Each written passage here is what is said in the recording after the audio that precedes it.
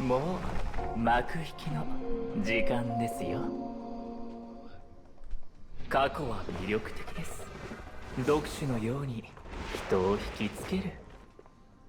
Finish. So he have a universal captain leader, which is an ally attack by 30%, and then S1 attack one enemy 3 times.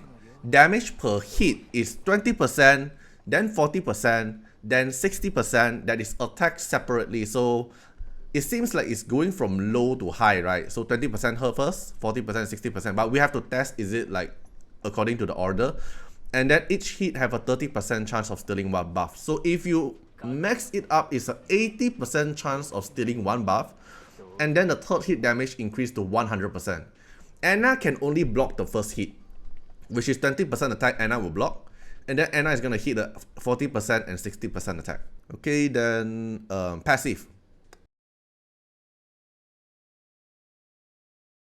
Okay, let's skip the passive first. S3. Dispel all debuff from himself. Attack all enemy 3 times. Every hit is a 30%.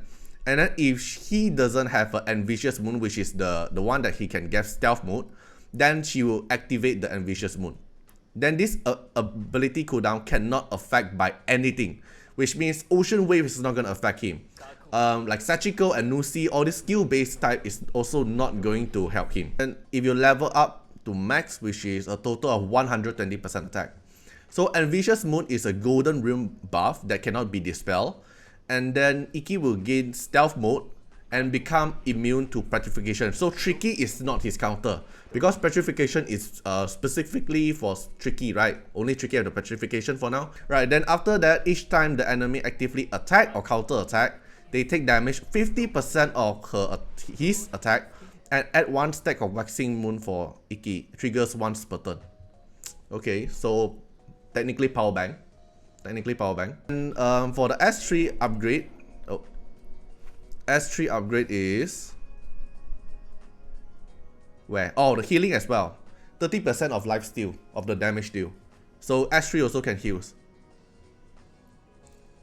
Okay, then he have a crit damage up, HP and crit rate. Okay, so it's crit rate and crit damage, which is very strong here.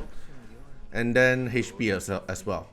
HP, so gonna make him a little bit survival, is it? Okay, then for his definite is, let's take a look at D3, right? So Ambitious Moon deals damage, 100% chance. Okay, so it's the chance of inflicting disease.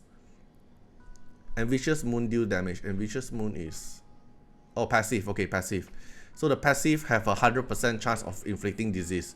Then the main stats is attack and HP. Let's take a look at a very long essay. Okay, I'm gonna do an essay here. Oh my god, this reminds me of Champagne. So many things to look at. I just want to play a game, guys. I'm not gonna read the essay. Alright, okay. Oh, I'm gonna hate it already. Okay, at the start of combat, activate Ambitious Moon. Ambitious Moon is a stealth mode, alright, stealth mode. Okay, so this one is a passive. So at the start of the turn, you instantly get Ambitious Moon. And then while Ambitious Moon is active, Ikki gains stealth mode. Okay, so this is the Ambitious Moon effect until here. Alright, until here. Until here is the same Ambitious Moon stuff. Okay, Ambitious Moon always mark the enemy who has added the most stack of Waxing Moon with Moon Scar. Okay, maybe Moon Scar is the one that who power bang him, then they get a scar. Okay, then they get a scar. Then if they have 4 battery, which is the 4 Waxing Moon, Ikki will dispel all his control effect. Which means even though you control him, he's still gonna dispel it and then cast the skill. And then this dispel will not get affected by Tricky because he's on Ambitious Moon. So petrification is not able to cast on him. Right, then what is the Fickle Moon is dispel all enemy buff and then reduce all enemy AP by 20%, cannot miss, cannot resist, and then he already dispel all the buffs, so you cannot immune. And then all ally with stealth gain 25% AP, which is himself, gain 25% AP. And maybe if you pair Xiao Yin or Elaine or Aloline or who else got Star Intisa, they get 25% AP boost. So he will be the stealth mode god, because he's the first Esper who can synergize with the stealth mode, right? 8 stack. Dispel, then cast Lunatic. Lunatic is this one. Reduce all enemy max HP capacity 30% instantly. Reduce all enemies max HP capacity by 30% instantly. It won't miss and it cannot be resist. But this one here, it doesn't have dispel all enemy buff. So if you have immunity, I think you can resist immune it. And then he's gonna get attack up, crit damage up, and a shield of 200% attack of shield strength. So you're gonna build him very high attack.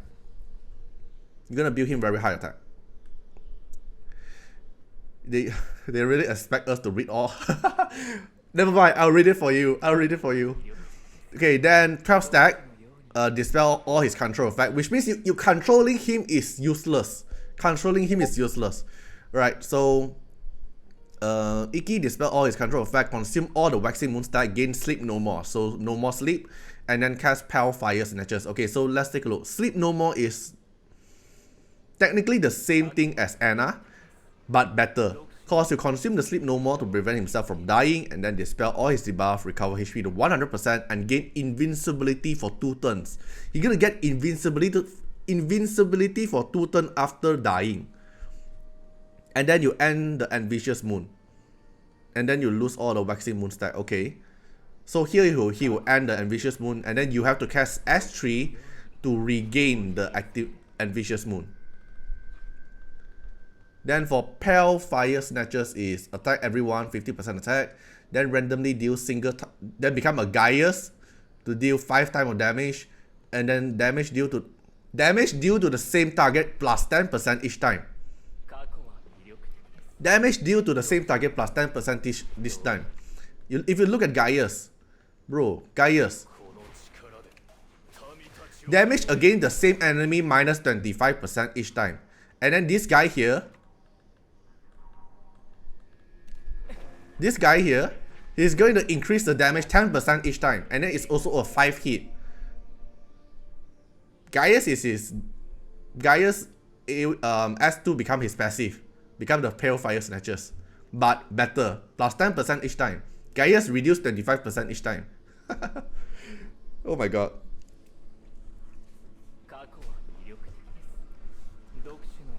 Okay, then Rival Rune. His Rival Rune, I think his Rival Rune is one of the best Rival Rune, I would say, because he have a very low speed, which is what he needed, because he only need the passive to do stuff. And then he have a very beautiful crit rate here, and a very juicy crit damage. It's a crit damage ring, right? Where is it?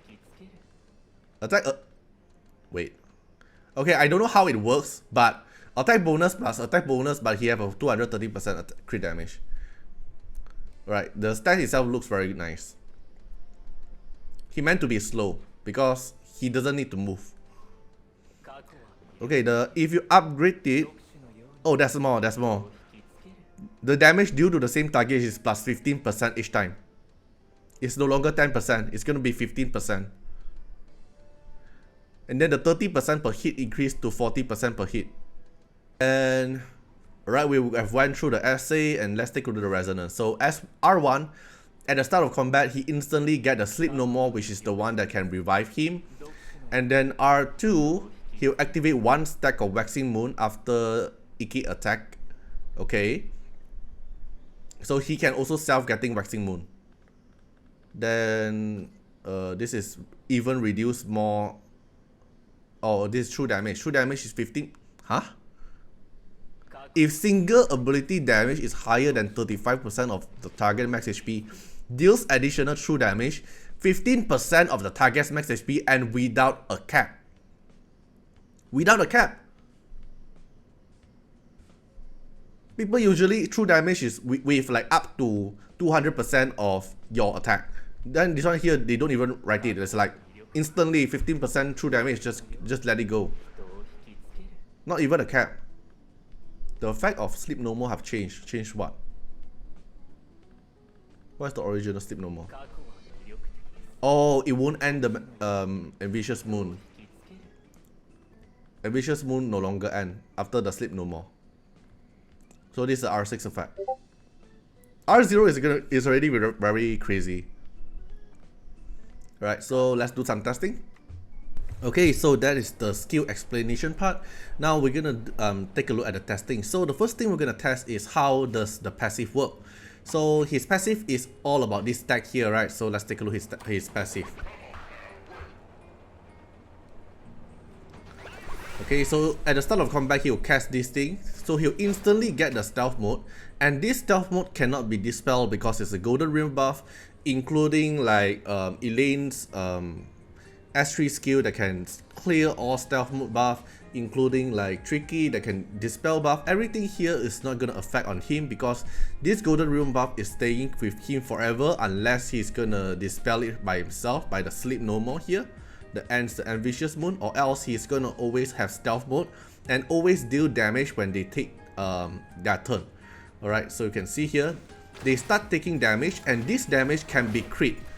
So it scales with attack and it scales with crit damage. Right, so for the first moon, it just not already proc the fourth stack moon, which is the one that dispel enemy buff and reduce their AP, and then push his AP by 25% because he's on stealth mode. That's why he's gonna get pushed by 25% AP.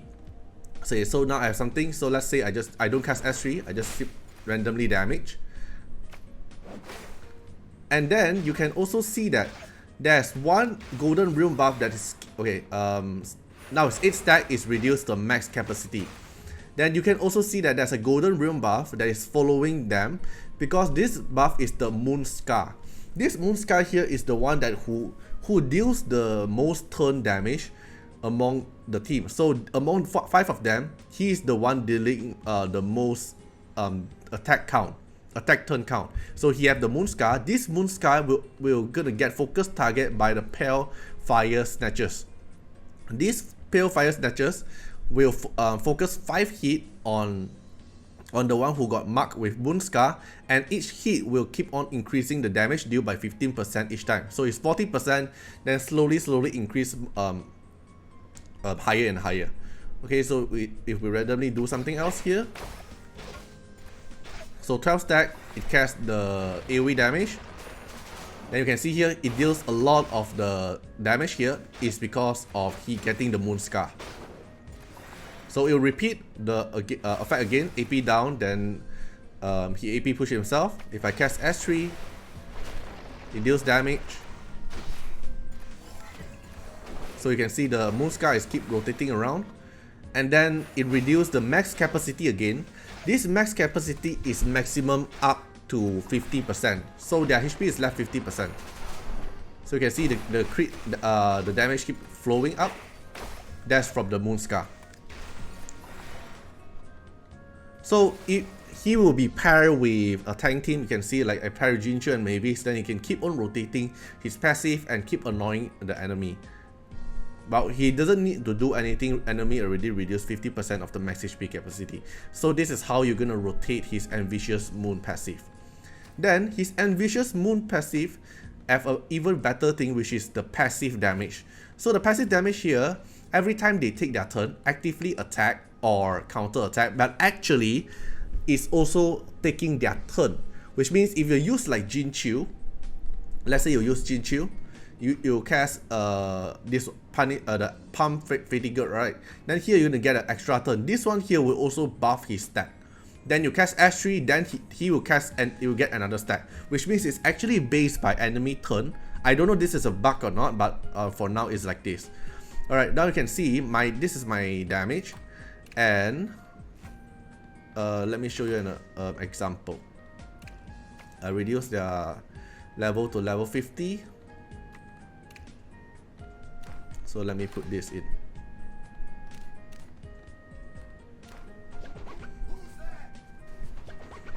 Okay, so now I have the passive.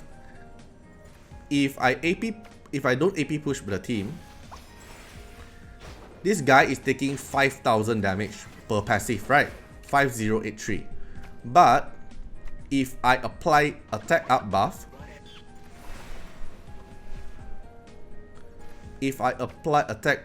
to, okay, let's say I randomly put this.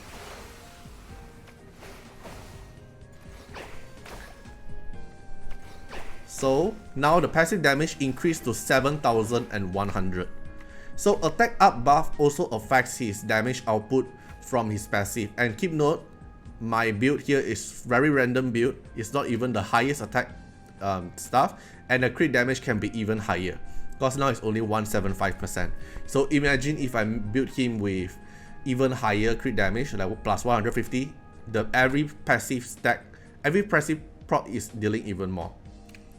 Alright, so now if I put maybe holiday rest buff, which increase the crit damage by another 60%, and let's take a look at the effect.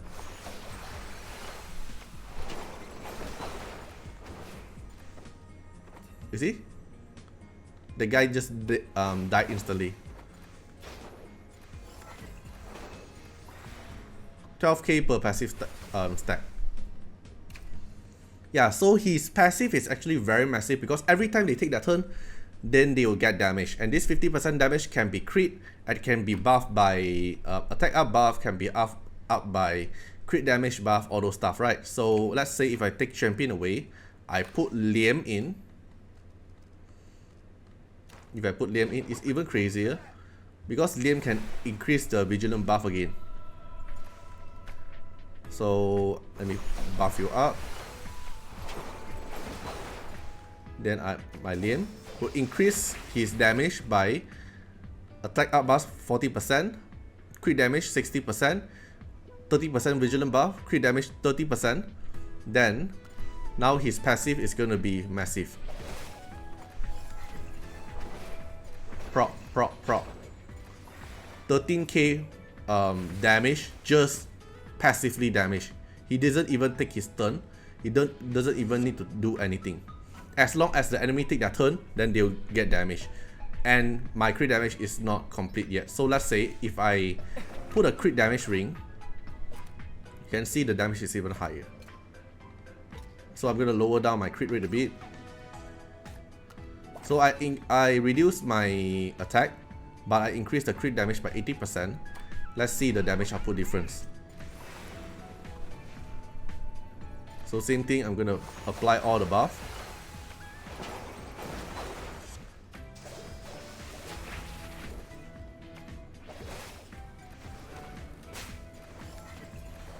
$13k, 17k, 12k, 15k. It's not even doing anything yet. This is insane. The passive damage itself is already very insane, and you can see this build is not even the min maxing build. My shoe is not even upgraded. They just need to take their turn and they will die. So best pair with him will be tank team, because if R0, you'll probably die from the AoE damage. And then if you are asking like what is his best resonance, his best resonance will be R1, because R1 will instantly get the sleep no more at the start of the turn, so you won't be afraid that he's getting one shot by the enemy. Okay, then at the back of the video, I'll put some PvP video so you can take a look how he's gonna perform in beat bout and also in point war as well. How is it gonna perform in the team? Alright, so enjoy.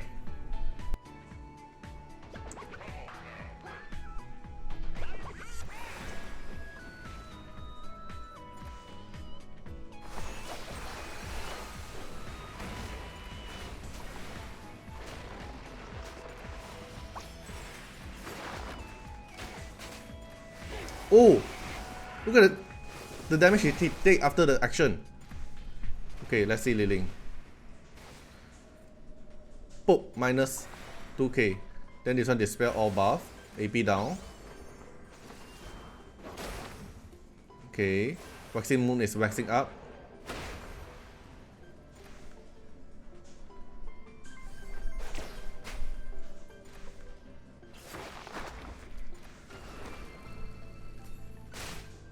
Okay, it kills Anna. You see, after Anna takes a turn, deals damage.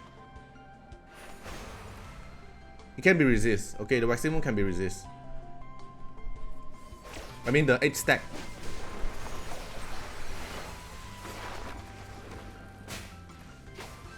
So the AI will target Anna priority.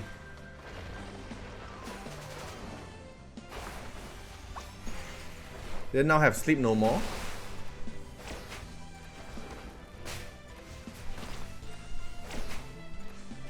Revive. Invincibility.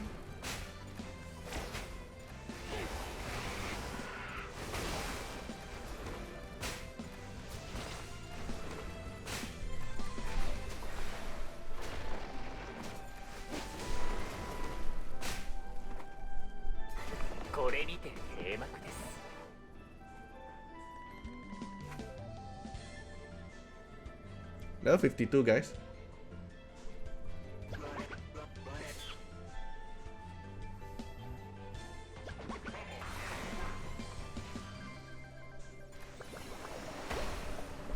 Auto, huh?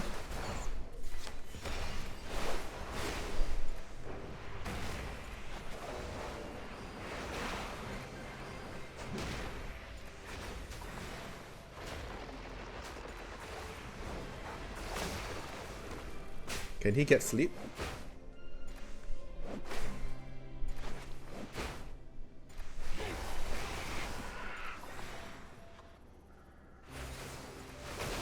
Oh!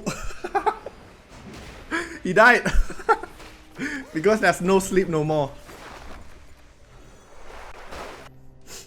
Oh my god. Well, okay, so we prove this Shimmer is not that OP because he can still die, right? Let me put back. Lol. Welcome to the stream.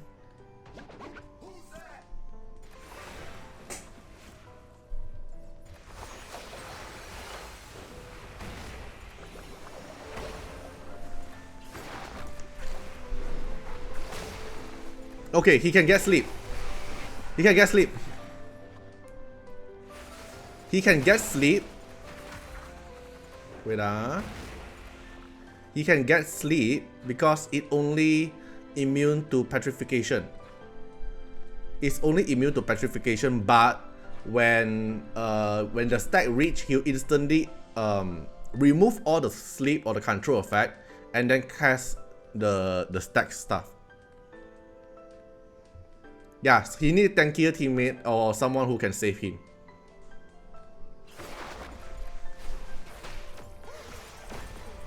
Yeah, so he cannot be built in DPS. So from what we are testing, he cannot be built in DPS, and then you need tankier teammate who can help him survive as well. Special thanks for the direct support on the YouTube membership. So for the benefactor of Artiar, which is Gen MP, thanks for the support, and for the supporter and patron of Artiar, which we have Louis Schneider, Agni, Jen Mai, Cold Wilderness, Heisu, Kolmi Sumin, and Molkel Regili. Thank you for the support, and special thanks to Louis Schneider and Agni because of the two months straight of the YouTube membership support. Alright, so hope you guys enjoyed the video and see you guys in the next video. Bye bye.